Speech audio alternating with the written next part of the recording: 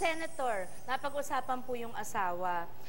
Sa isang nabasa ko pong interview ninyo, sabi niyo po, napakaligaya niyo pong mag-asawa. How long have you been married po? 40. Over 40 years. 40 years. Over Yes. 40 years. Wow! Hindi ko nakita itong aking asawa sa ngayon.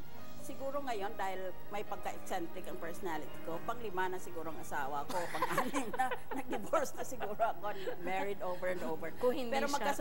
magkasundo kami. Sabi niyo nga po, you were saying polar opposites. Yes, we are polar opposites dahil kung ano yung ginagawa ng isa, yung kaibahan ang ginagawa naman ng isa.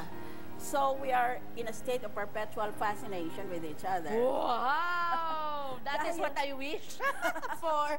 Dahil magkaiba kami, halimbawa sa pagtulog lamang, I like to go to bed early and wake up very early, and my husband likes to go to bed very, very late and he wakes up very late. Things like those. Ay baliktad naman kami ni Kiko, ma'am.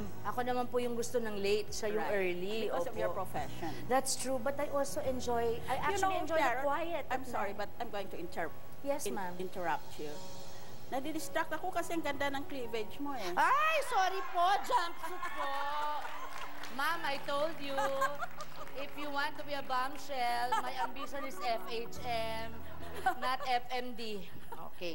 Foot and mouth disease, not that. Okay? Pero ma'am, Ba't hindi nila ako bigyan ng testigo na ganyan sa impeachment? O di mainit ulo ko. ma'am, nawala tuloy ako. Kasalanan mo cleavage. Okay, itataas ko. Ayan. Senator, ano pong paborito ninyong lutuin? Do you still find time to cook? Yan. Ang bata ko, mahilig talaga akong magluto. Hanggang ngayon, nung nag-asawa ko, lahat ng kapatid kong nag-eskwela sa UP, doon nakatira sa amin. Kaya mahilig na ako magluto para sa pangmaramihan. Pagkatapos, nagsipag-professional na sila, pumunta na sila abroad.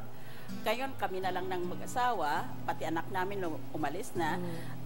Mahilig pa rin ako magluto. Kaya nagka-concentrate ako sa gustong kainin ng asawa ko. Ano-ano po yun? He loves to eat steak, for example. And so I have my own special marinade. Kung i-assign ko sa maid na tuturuan ko, malalaman niya, hindi pwedeng magdaya ako doon. Pwede niyo i-share sa amin po yung marinade na yan? No. Okay, secret. I understand the feeling. Ako minsan ganyan, kunin mo na alahas ko, wag lang recipes ko. Ganyan ako. Pero ma'am, meron daw kayong household manual. Yes. Yung po pwede po humingi ng kopya, no? Yes. Naku, napakalaking tulong galing kay Senator Miriam. Nandun po nakalagay lahat ng dapat na gawaing bahay ng kasambahay. Masyado kasi akong organisado na tao. Kaya kako, bawat 2 o 3 taon, nagpapalit ako ng katulong dahil napupunta sila sa abroad o nag-aasawa sila. Eh di pare-pareho palagi ang lecture mo. I call that the orientation seminar. Mag-seminar nga tayo.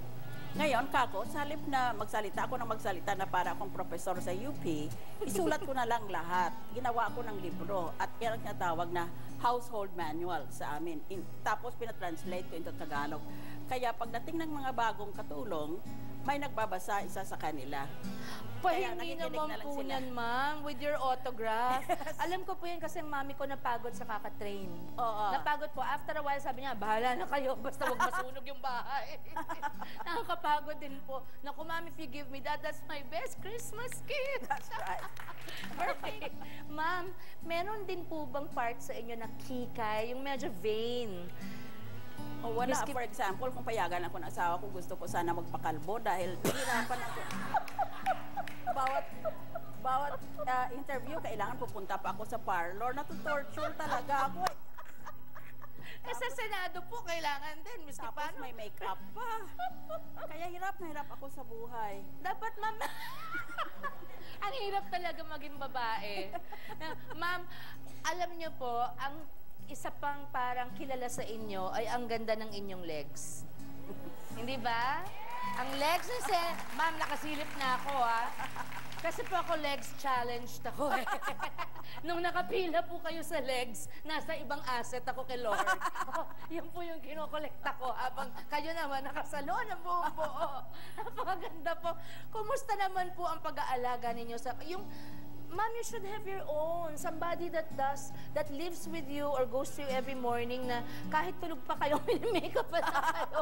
Paggising, tapos na, hair na lang. Dapat po Ang ganun. dati kong gawain ay pagising ko, naglalakad ako papuntang simbahan. Nagsisimba ako araw-araw noon.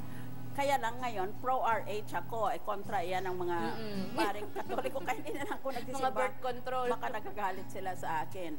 Sa tingin ko naman, binigyan naman tayo ng kalayaan ng konsyensya, yun ang sinusunod ko. Nag-aaral din ako ng theology. Nakalagay doon na kung ano man ang sugo o ang utos ng simbahan, mas nanaig pa rin, mas mauna pa rin ang konsyensya ng tao basta it is an informed conscience. Yun bang pinag-aralan muna, hindi na kursunada mo lang nagkonsensya ka. So, anyway, I used to go to church very early in the morning. Then I would return to my house. I have a house office and I have a house gym. Dapat po talaga, hindi lang utak ang laging in-exercise. Talagang pati po katawan, ano? Oo. It really... Kaya nung binabastos ako ng isang abogado na gusto lang mapatalibise noon sa impeachment trial, Sino po ito? Sino po ito? ang nagsabi naman sa akin ni Senator Jinggoy, sabi niya, nagaganyan yung isang tao, parang iniinsulto ka. Hindi ko man napansin, although magkaharap lang kami. Nang napansin ko yon, ginalaw ko muna ang katawan ko, tiningnan ko, are all my muscles and my bones moving? Eh, mukhang 100% fit, kaya lumapit na ako, nanghahamon ka. Sabi niya, paalis na nga ako eh. Ma'am, ayaw pong nakaganon. Sinabihan ko siya, nanghamon ka ba? Sabi niya, paalis na nga ako eh. Saka chinek niya muna. Kung maluwag ba ngayon ang mga... Ano ba to? Tapos ginanyan ko na yung kamay ko. Ba, naka-ready na yung... Pag nakaganyan ka, ganyanin mo bigla. Ayan, yan palang ibig sabihin ng kung gusto mo maging senadora, kailangan marunong ka mag-martial arts. Bukas din, ma'am, mag-aaral ako ng martial arts.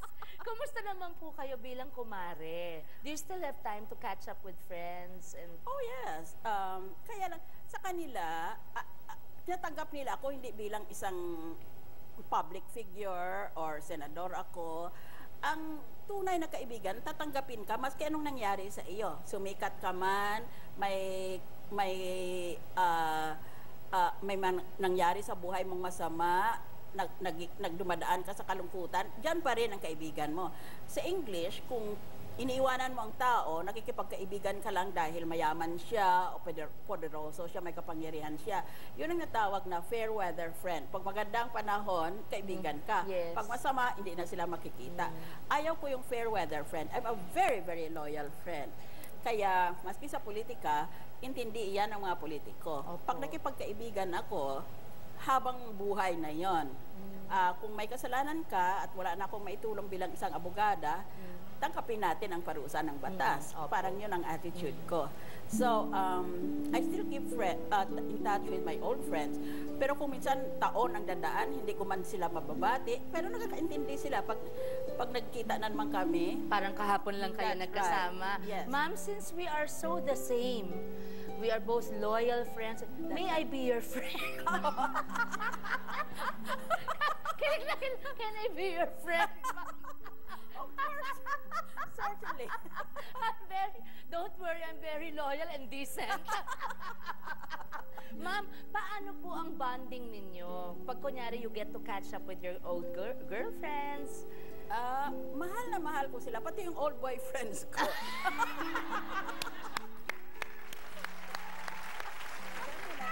But I would go and kiss them, kiss their wives, kiss their kids, and then I will tell their wives, alam mo, we were very close when we were students. Kasi nung panahon namin, wala pang sex noon. Pakainin ka lang ng lalaki, boyfriend mo na yan. Manood lang ng sine. That's right. Dahil sa uwi ng alas 9 ng gabi. That's right. That's what we did. Ano po ang pinaka-unforgettable and cherished moments niyo po with your family, ma'am? In all the years you've been a mother and a wife. Pag kumain kami kung gabi, kasi I insisted na kailangan, maski hiwalay kami, at busy kami pare-pareho sa aming mga ginagawa, kailangan paggabi kasama kami. And the conversation was scintillating because we always made fun of the day's events or even of each other. For example, mahilig kasi akong i-challenge ang aking mga anak o aking pamilya. Halimbawa, one time I said to my 2 children, I asked them the basic question in philosophy, the most difficult question to answer in philosophy. Why is there something instead of nothing? Yan yung mga nakakasira ng ulo. As I said, boys, why is there something instead of nothing? Bakit meron tayong mundo? Bakit meron tayong universe? Bakit hindi pwedeng wala na lang lahat? That's the question in philosophy. Nang narinig yan ng mga anak ko, isa sa UP, isa sa Ateneo, narinig niya, tumayo na lang sila, tumalis. Sabi siguro, I just want dinner, mother. Yes, we're walking out on you, ma'am. Anyway, mga kapatid, alam po nating ibang level ang galing ni Senator Miriam sa pagbibitaw ng pick-up lines. Pero, nako, sa aming pagbabalik, maganda na po kayo sa mga baon na pick-up lines ni Senadora. Mapapasabak din po ako sa batuhan ng pick-up lines. Hindi po ako magaling dito pero tatry ko po. Tutok lang po dito sa Sharon kasama mo, kapatid. Sa mga hater, kay Sharon at alam ang ni pamilya niya, ganito ang unang linya. Para kang summer. Bakit? Bakit? Dahil wala kang class.